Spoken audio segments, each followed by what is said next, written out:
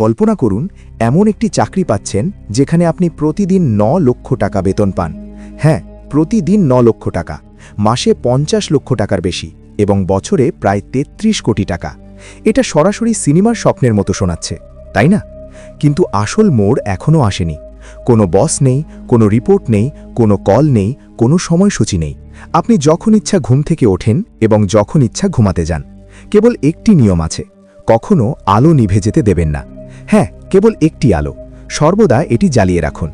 কিন্তু এই আলো কোনো বাড়িতে, অফিসে অথবা কোনো শহরে নয়। এটি অফুরন্ত সমুদ্রের মাঝখানে একটি পুরানো বাতিঘরে, যেখানে চারদিকে কেবল জল, আকাশ এবং সমুদ্রের এক অন্তহীন মিশ্রণ। যেখানে বাতাসের শব্দ কোনো মানুষের কণ্ঠস্বরের মতো নয়, এটা শব্দের চেয়েও জোরে এবং মাঝে মাঝে একাকিত্ব ভয়ে পরিণত হয়। এখন প্রশ্ন জাগে, কেন এত বড় অঙ্কের টাকা শুধুমাত্র আলো জ্বালানোর জন্য দেওয়া হয়? এই কাজটি কে দেয়? এর পেছনের আসল সত্য কি? এটা কি আসল কাজ নাকি আরও গভীর রহস্যের অংশ? বন্ধুরা, উত্তরটা ধীরে ধীরে প্রকাশিত হবে, তাই ভিডিও শেষ পর্যন্ত আমাদের সাথেই থাকুন, কারণ আসল গল্পটা সবে শুরু। একবার ভাবুন তো, এই কাজটা কতটা সহজ মনে হচ্ছে। কোনো বস নেই, কোনো সময়সীমা নেই, যখন ইচ্ছা উঠুন, যখন ইচ্ছা ঘুমাতে যান। কোনো কাজের চাপ নেই, কোনো ফোন কল নেই, কোনো মিটিং নেই। শুধু একটি জিনিস, মাথার ওপরের আলো কখনোই নিভিয়ে দেওয়া উচিত নয়, কারণ এটি কেবল একটি আলো নয়, এটি ভেসে যাওয়া জাহাজের জন্য শেষ আশা। যদি এটি নিভে যায়, তাহলে অন্ধকারে জাহাজগুলো সরাসরি পাথরের সাথে ধাক্কা খাবে এবং শত শত প্রাণহানি ঘটবে। আর এই দায়িত্ব পালনের খরচ বছরে 33 কোটি টাকা, অর্থাৎ প্রতি মাসে 10 কোটি টাকারও বেশি। এটা শুনে মনে হচ্ছে পৃথিবীতে এর চেয়ে সহজ টাকা আর কিছু নেই। কিন্তু এখানেই সত্য তার আসল রূপ দেখায়। কারণ এই বাতিঘরটি কোনো সমুদ্র সৈকতে নয়, কোনো শহরের ধারে নয়, এটি সমুদ্রের ঠিক মাঝখানে দাঁড়িয়ে আছে, যেখানে চারদিকে কেবল জল এবং কোনো মানুষ নেই। মানুষের কণ্ঠস্বরও শুনতে পাওয়া যায় না, শুধু ঢেউয়ের গর্জন আর বাতাসের ভয়াবহ গর্জন। প্রথম কয়েকদিন সবকিছুই স্বাধীনতার মতো অনুভূত হয়, কোনো বিধিনিষেধ নেই, শুধু তুমি আর শান্তিপূর্ণ পৃথিবী। কিন্তু সপ্তাহের পর এই শান্তি তোমার জন্য বিষে পরিণত হয়, কারণ সেখানে কোনো মানুষ নেই, কোনো কথোপকথন নেই, কোনো শব্দ নেই, কেবল ঢেউয়ের শব্দ আর বাতাসের চিৎকার। ধীরে ধীরে এই একাকিত্ব তোমার মনকে ছিঁড়ে ফেলতে শুরু করে। কিন্তু এটা তো কেবল শুরু। আসল ভয় আসে যখন আবহাওয়ার পরিবর্তন হয়, কারণ এই জায়গাটি ঝড়ের মতো প্রকৃতির জন্য পরিচিত। ঝড় যা 10 মিটার উঁচু নয়, বরং ভবনের উচ্চতা ঢেউয়ের সাথে ধাক্কা খেতে পারে। কল্পনা করুন, সমুদ্রের মধ্যে আপনি আছেন, ঢেউ নয়, বরং সমুদ্র নিজেই আপনাকে গ্রাস করার জন্য আপনার দিকে ছুটে আসছে। প্রতিটি ঢেউয়ের আচমকা আওয়াজ যেন একটি দৈত্যের মুষ্টি লোহার দরজায় আঘাত করছে। আর সেই মুহূর্তে তোমার মন কেবল একটি প্রশ্ন জিজ্ঞাসা করে, পরবর্তী ঢেউ কি আমার শেষ ঢেউ হবে? ইতিহাস সাক্ষী, অনেকেই এই বাতিঘরে এসেছেন, কিন্তু কখনো ফিরে আসেননি। ঝড় এসেছিল, রাস্তা বন্ধ ছিল এবং সাহায্য পৌঁছাতে ব্যর্থ হয়েছিল। দিনগুলো সপ্তাহে পরিণত হলো, আর তারপর সেই মানুষগুলোর নাম উধাও হয়ে গেল।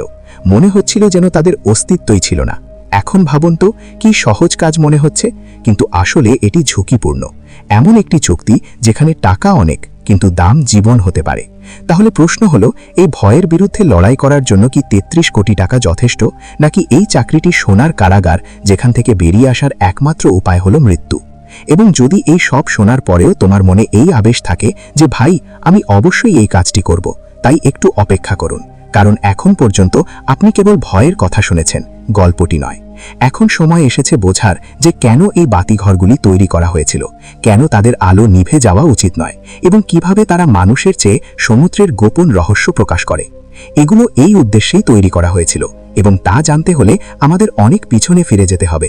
এটা সেই সময়ের কথা যখন মানুষের কোনো রাস্তা ছিল না, কোনো সেতু ছিল না, এবং সমুদ্রে চলাচলকারী জাহাজের জন্য কোনো নেভিগেশন ব্যবস্থাও ছিল না। দীর্ঘ দূরত্ব ভ্রমণের একমাত্র উপায় ছিল সমুদ্রপথ। জাহাজগুলি মাসের পর মাস ঢেউয়ের ওপর দিয়ে ভেসে বেড়াত। দিনের বেলায় সূর্য তাদের পথ দেখাত, আর রাতে নাবিকরা তাদের পথ খুঁজে পেতে তারার দিকে তাকিয়ে থাকত। কিন্তু আকাশ মেঘে ভরে যাওয়ার সাথে সাথেই সবকিছু বদলে গেল। পথ অদৃশ্য হয়ে গেল, দিক হারিয়ে গেল, এবং সমুদ্র শত্রুর মতো দেখা দিল। অনেক জাহাজ ভুল দিকে মোড় নিত, তীব্র স্রোতে আটকা পড়ত, অথবা পাথরের সাথে ধাক্কা খেয়ে ভেঙে যেত। এই দুর্ঘটনায় কেবল জাহাজ ডুবে যেত না, সমুদ্রে অনেক প্রাণও হারাতে হতো। গল্পটি শুরু হয় একজন নাবিক, ক্যাপ্টেন মরিসকে দিয়ে। তখন রাত ছিল, ঘন অন্ধকার ছিল, আর তার কাঠের নৌকাটি প্রবল ঢেউয়ের বিরুদ্ধে যাত্রা করছিল। পানির নিচে বিশাল পাথর লুকিয়েছিল, অদৃশ্য পাথর দেখা দিল এবং তারপর যা আশঙ্কা করা হয়েছিল তা ঘটল। নৌকাটি একটি বিপজ্জনক পাথরের সাথে ধাক্কা খেল। ঢেউগুলি নৌকাটিকে খেলনার মতো এদিক ওদিক ছুঁড়ে মারল এবং কয়েক মিনিটের মধ্যেই পুরো জাহাজটি সমুদ্রের কবলে চলে গেল। কিন্তু অলৌকিক ঘটনা হলো ক্যাপ্টেন মরিস বেঁচে গেলেন। দুর্ঘটনাটি তাকে নাড়িয়ে দিয়েছিল। তার মনে একটা প্রশ্ন ঘুরপাক খাচ্ছিল, বিপদটা কি আগে থেকে বোঝার কোনো উপায় ছিল না? এখান থেকেই সমুদ্রের অন্ধকারেও পথ দেখাতে পারে এমন এক আলোর ধারণার জন্ম হয় এবং সেই ধারণা বাস্তবায়িত হয় মিশরের আলেকজান্দ্রিয়া শহরে। সেই সময়ে শহরটি ছিল বাণিজ্যের একটি প্রধান কেন্দ্র। সারা বিশ্ব থেকে জাহাজ সেখানে আসত, কিন্তু সমুদ্র ছিল অত্যন্ত বিপজ্জনক, কারণ পানির নিচের পাথর যে কোনো জাহাজেরই মৃত্যু ঘটাতে পারে। রাজা টলেমি তার সেরা কারিগরদের ডেকে পাঠালেন এবং তাদের এমন একটি মিনার তৈরি করার নির্দেশ দিলেন যা দূর থেকে পথ দেখাবে, এমন একটি আলো যা কখনো নিভে যাবে না। বহু বছরের কঠোর পরিশ্রমের পর বিশ্বের প্রথম বাতিঘরটি নির্মিত হয়েছিল। সাদা পাথর দিয়ে তৈরি, এটি ৩৮৪ ফুট উঁচু ছিল এবং এর শীর্ষে আগুন জ্বলছিল। আলো জ্বালানো এবং জাহাজগুলিকে গতিশীল রাখার জন্য কাঠ এবং তেলের সরবরাহ ক্রমাগত পাঠানো হতো। এই মুহূর্তটিই ছিল সেই মুহূর্ত যখন মানুষ প্রথম সমুদ্রের বিরুদ্ধে তাদের অস্ত্র তুলেছিল এবং ধীরে ধীরে সারা বিশ্বে বাতিঘর তৈরি হতে শুরু করে, কিছু তীরে এবং কিছু সমুদ্রের ঠিক মাঝখানে। কিন্তু আজ প্রশ্ন হলো, এত প্রযুক্তি থাকা সত্ত্বেও কেন এখনও একজন মানুষ এই টাওয়ারগুলিতে নিয়োজিত, এবং কেন এই কাজটি এখনও জীবন এবং মৃত্যুর মাঝখানে দাঁড়িয়ে থাকার মতো? আসলে বন্ধুরা, পুরানো সময়ে হালকা ঘরটি কোনো বাল্ব দ্বারা জ্বলত না। সেই সময় ঘরের উপরে আগুন জ্বলত। দূর থেকে খুব উজ্জ্বল আগুন দেখা যেত। সেই আগুন জ্বালিয়ে রাখার জন্য কাঠ এবং তেল ক্রমাগত সরবরাহ করতে হতো। তারপর সময় বদলে গেল এবং প্রদীপ এবং মোমবাতির যুগ এলো, যেখানে আলো আরও স্থিতিশীল কিন্তু সীমিত হয়ে উঠল। তারপর বিদ্যুতের যুগ এলো, যখন বড় শক্তিশালী বাল্ব স্থাপন করা হয়েছিল যা মাইলের পর মাইল আলোকিত করতে পারে। কিন্তু একটি জিনিস অপরিবর্তিত রয়ে গেছে, এই বাতিঘরগুলির আলো কখনোই নিভে যাবে না। যদি এটি নিভে যায় তাহলে সমুদ্রে চলাচলকারী জাহাজগুলি অন্ধ হয়ে যাবে এবং সমুদ্রে একটি ছোট ভুল শত শত জীবনের শেষ হতে পারে। এই কারণেই প্রযুক্তি যতই উন্নত হোক না কেন, এই টাওয়ারগুলিতে মানুষের উপস্থিতি এখনও অপরিহার্য, কারণ মেশিনগুলি কাজ করা বন্ধ করে দিতে পারে, বাল্বগুলি ফিউজ হতে পারে, একটা ঝড় এই ব্যবস্থা ভেঙে দিতে পারে, আর সেই সময় উপস্থিত একজন ব্যক্তিই কেবল এই আলোকে বাঁচাতে পারে। কিন্তু কল্পনা করো, সেই ব্যক্তির অবস্থা কেমন হবে? তোমার চারপাশে জল, উপরে আকাশ গর্জন করছে, আর তুমি এক জনশূন্য ঠান্ডা দুর্গে একা। কোনো সঙ্গী নেই, কোনো কণ্ঠস্বর নেই, কোনো মানুষের মুখ নেই, শুধু বাতাসের গর্জন আর ঢেউয়ের অবিরাম গর্জন। দিনের বেলায় দৃশ্যপট সুন্দর, কিন্তু সূর্য অস্ত যাওয়ার সাথে সাথে সমুদ্রের রূপ বদলে যায়। অন্ধকার আরও ঘনীভূত হয়, বাতাস বইতে থাকে, আর দিনের বেলায় যে জায়গাটা সুন্দর মনে হতো, রাতে তা ভয়ঙ্কর হয়ে ওঠে। আর সেই অন্ধকারে কেবল একটি জিনিসই জ্বলজ্বল করে, যে আলো তুমি তোমার জীবনের ঝুঁকি নিয়ে রক্ষা করছো। কল্পনা করো, রাত, চারিদিকে অন্ধকার, কোনো মানুষ নেই, কোনো শব্দ নেই, শুধু সমুদ্রের গর্জন। হঠাৎ করেই আবহাওয়া বদলে যায়, আকাশে কালো মেঘ জমে ওঠে, বাতাস আরও জোরে গর্জন করে এবং সমুদ্র দানবের মতো উত্তাল হতে শুরু করে। ঢেউগুলো এত উঁচুতে ওঠে যে মনে হয় যেন তারা টাওয়ারটিকে গ্রাস করে ফেলতে পারে। প্রতিটি ধাক্কা, প্রতিটি আঘাতে মনে হয় যে কোনো মুহূর্তে টাওয়ারটি ভেঙে পড়বে। আর সেই মুহূর্তে আপনার মনে কেবল একটি প্রশ্নই ঘুরপাক খায়, এই রাত কি আমার জীবনের শেষ রাত? ইতিহাসে এমন অনেক মানুষ দেখা গেছে যারা একা বাতিঘরে আটকা পড়েছিল এবং আর কখনো বাড়ি ফিরে আসেনি, কারণ তাদের পালানোর কোনো পথ ছিল না। নৌকা নেই, সাহায্য নেই, আশা নেই।